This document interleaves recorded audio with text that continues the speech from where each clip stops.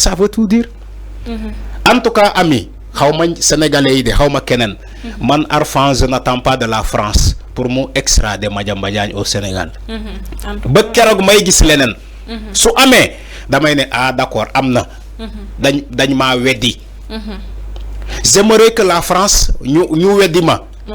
dama bëgg ñu weddi ma. ñu ne ma léegi yow yaa waxoon ni que ñun France duñu extrader Madiambal Diagne au Sénégal. léegi ñun France jël nañu décision.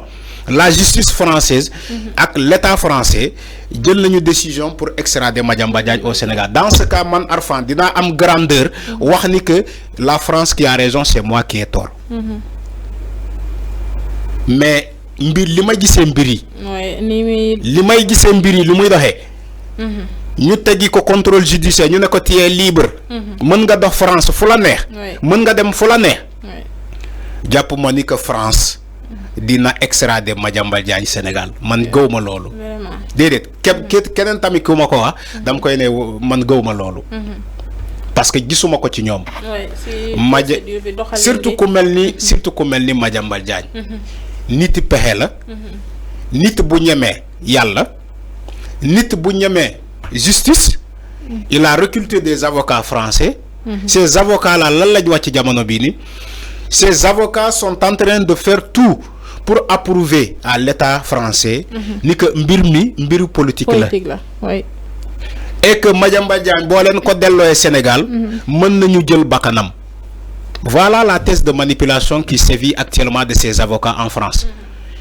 Affaire politique la avocat Madiambal Diagne loolu la ñuy wax État français ni que affaire politique la. C'est un opposant politique. Tu vois, même la presse française, comment ils ont présenté Madiambal Diagne. Ils ne l'ont pas présenté comme un homme d'affaires. Ils ne l'ont pas présenté comme un journaliste. La presse française a présenté Madiambal Diagne comme étant un opposant politique. Un opposant au régime qu'on a exilé de force. Voilà comment ils ont traité l'information sur le dossier de Madiambal Diagne. Oui. Quand nous exilé, on va demander maintenant comment extradition. Comment on peut exiler quelqu'un et demander son extradition? C'est ce que les avocats de Madiambal Diagne ont dit. C'est un opposant exilé qu'on a exilé. Ils sont dans cette bataille. Ils ne sont pas dans le dossier Madiambal Diagne d'approuver ou bien approuver son innocence. Les avocats ne sont pas dans ça. Ils sont dans des manœuvres de convaincre la justice française ni que Madiambal Diagne c'est un opposant politique qu'on a expulsé du pays et qu'il risque même de le tuer pour le code de l'OE Sénégal. Voilà la manipulation actuelle. Moi, je n'attends pas de la France pour nous extrader Madiambal Diagne au Sénégal. Xaaruma ko ci France. Te France ils vont jamais faire ça. Duñ ko def. mais bu ko France extradé wul moom moo ne woon dawul dafa dem France pour préparer sa défense xanaa kay moom kon dina mën a ñibbi. waaw bu mu waxee ni que damaa dem France pour préparer ma défense. il a dit encore une autre thèse moom Madiambal Diagne. Madiambal ci ay wax la dëkk Madiambal Diagne ci ay wax la dëkk nee ne sama jabar ak samay doom ñoo ma ne yow nga togg France moo ñu gënal. kay nga ñibbisi. Voilà léegi ku wax loolu. wax na la sama jabar ak samay doom ñoo ma ne man Madiambal Diagne nga des France moo ñu gënal que nga ñibbisi. kon kooku naru ñëw. waaw kooku naru ñëw. kooku kay naru ñëw. kooku naru ñibbisi Sénégal. vraiment naru ñibbisi. mais man daal lu ma gëm ci borom kër de. du daw bàyyi sa njaboot ci ginnaaw. waaw borom kër. déedéet xaw ma kuy daw de mais du borom kër moo war a daw bàyyi njabootam ci ginnaaw. C'est un acte de lâche. Un père de famille doit pas abandonner sa famille. La famille c'est sacré. da ngay dégg tubaab bi sax ñu ne la famille d'abord. Nul n'est au-dessus dans cette vie de la famille. C'est la famille qui est primordiale. Ami, c'est la famille d'abord. La famille, c'est la famille.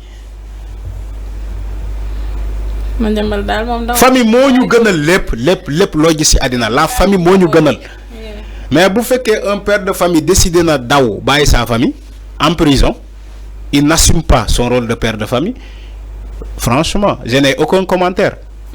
Vraiment. Je n'ai aucun commentaire. kon Alpha ñu yëwale ko foofu tàggatoo. Voilà je ne sais pas ndax lu mu wax ndax moom moo ko inventé parce que moom nit pexe la. wala njabootam ñoo ko waxal loolu. waaw même buñ ko waxee tam waroon na xam. même buñ ko waxee sa loolu moom waru ko nangu. waaw waru ko nangu vraiment. parce que un gars qui a des milliards. des milliards. des milliards. nga daw dem France. yow kay déposer le caution rek. wala nga ñëw def contestation sérieuse avec des avocats. immeuble bi sax bu ko jaayee mën na fay. immeuble bi immeuble bi moom bakkanam la moom. immeuble bi moom. bu ko jaayoon mën na fay caution. immeuble bi nekk Mamel chaque jour su may dem Mamel nii lay taxawee di ko xool nii ma ne cey l'argent du contribuable sénégalais. boo rombee cimetière Saint-Lazare bi immeuble bi ngay seen. moom ak monument bi kese ngay seen. wax ko de wax ko sénégalais yu ko xamul de am na ay sénégalais yi xamul immeuble bi fan la nekk. immeuble kay benn la moom. immeuble bi boo rombee cimetière Saint-Lazare. ngay dem côté Mamel moom ngay jàkkaarloo. jàkkaarloo nii kay. waaye moom mooy sorooru Mamel. sorooru fële Wakam. Wakam bi xam nga sorooru Touba yi. ndeysaan Lamp Fall sorooru bu ma bëgg ci sama xol. Lamp Fall booy dugg Touba moom ngay seen. booy génne Touba moom ngay seen. mais immeuble Madiambal Diagne bu nekk Wakam booy dugg Wakam moom ngay seen. booy génne Wakam moom ngay seen. boo rombee cimetière Saint-Lazare immeuble moobu ngay seen. boo eggee moom ngay seen. waaw immeuble Madiambal Diagne bi moom amul fen waaw boobu moom boo bëggee dëgg-dëgg. bu ko jaayoon dina am caution nag. wow boobu moom sénégalais bu ñu taxawee dinaan miraas Sénégal. sénégalais yi bëri ci immeuble boobu la ñuy daw nañu miraas Sénégal ku nekk jël wàllaam. ñi taxaw pour immeuble Madiambal Diagne boobu dinañu bëri de. boobu bu ñu ko jaayee di nga boobu boo ko jaayee di nga tekki moom immeuble boobu moom lu bëri ngay am moom. doy na waar de. waaw boobu moom boo ko jaayee moom lu bëri ngay am moom. soxna Ami di la jaajëfal. jaajëfal la ci pertinente question yi donc jaajëfal la ci taxawaay émission bi taxawaay bi am na solo. voilà donc ci professionnalisme bi aussi sénégalais yaa ngi lay seetaan di la commentaire.